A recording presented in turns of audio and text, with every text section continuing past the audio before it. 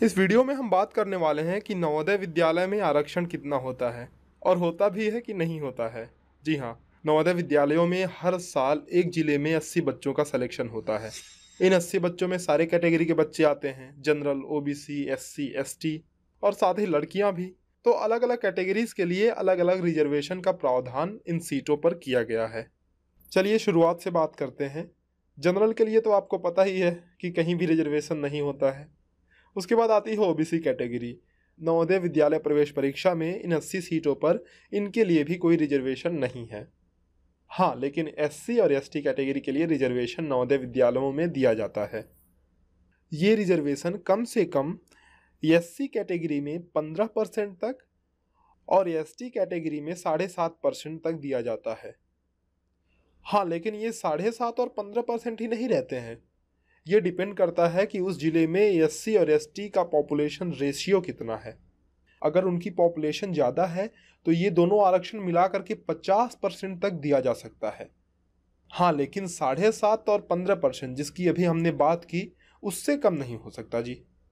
तो आप ये मान कर चलिए कि कम से कम एससी को 15% और एसटी कैटेगरी के कैंडिडेट्स को 7.5% का आरक्षण तो मिलेगा ही मिलेगा।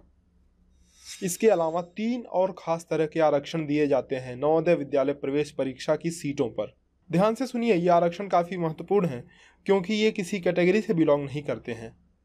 नंबर 1, इन 80 सीटों में से 75% यानी कि 60 सीटें ग्रामीण क्षेत्र के विद्यार्थियों के लिए आरक्षित होती हैं।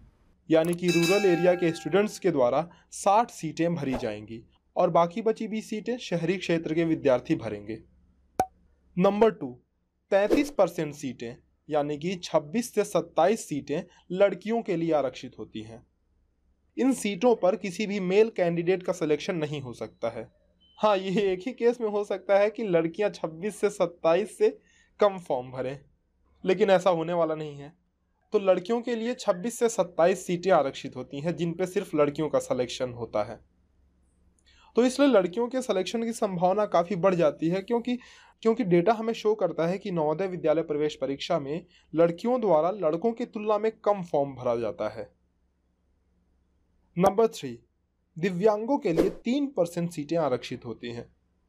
यानी कि 2 से 3 सीटें दिव्यांगों के लिए रिजर्व होती हैं जिन पे सिलेक्शन सिर्फ दिव्यांगों का ही होता है।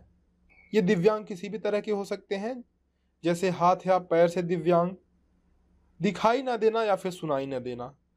तो इन सब के लिए 2 से 3 सीटें आरक्षित होती हैं। उम्मीद है आपको नवोदय विद्यालय प्रवेश परीक्षा में आरक्षण से लेकर के सारे डाउट्स क्लियर हुए होंगे। अगर आपको अभी भी नवोदय विद्यालय से संबंधित, प्रवेश परीक्षा से संबंधित कोई भी डाउट हो तो आप हमें कमेंट सेक्शन में लिखना ना भूलें। हम इसी तरह के वीडियोस लगातार लाते रहते हैं। आपको सारी अपडेट्स मिलती रहें, इसके लिए ज़रूरी है कि आप इस चैनल को सब्सक्राइब कर बेल आइकन ज़रूर दबाएँ। इस वीडियो को लाइक कर ज़्यादा से ज़्यादा शेयर करें ताकि और भी लोगों तक ये जानकारी पहुँच सके। वीडियो के अंत तक हमारे साथ बने रहने के लिए बहुत शुक्रिया। मिलते हैं आपसे अगली वीडियो में कुछ नई जानकारी के साथ। तब तक के लिए अलविदा, धन्यवाद।